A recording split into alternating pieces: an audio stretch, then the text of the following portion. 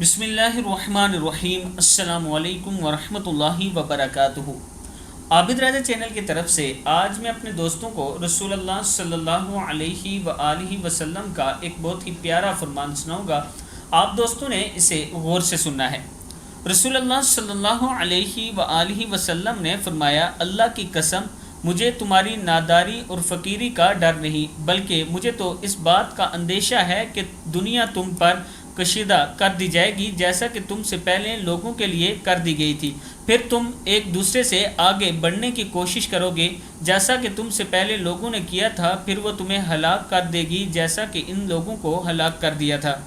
یعنی دنیا کے مال اور دولت کے پیچھے زیادہ نہ بھاگا کرو، بلکہ اللہ کے حضور توبہ استغفار کیا کرو، اور جتنا آپ کے رب نے آپ کو عطا کیا ہے اس پر خوش رہا کرو، صبر کیا کرو اور اپنے رب کا شکر ادا کیا کرو۔ ایسے ہی ہماری دنیا اور آخرت دونوں میں کامیابی ہو سکتی ہے۔ السلام علیکم ورحمۃ اللہ وبرکاتہ۔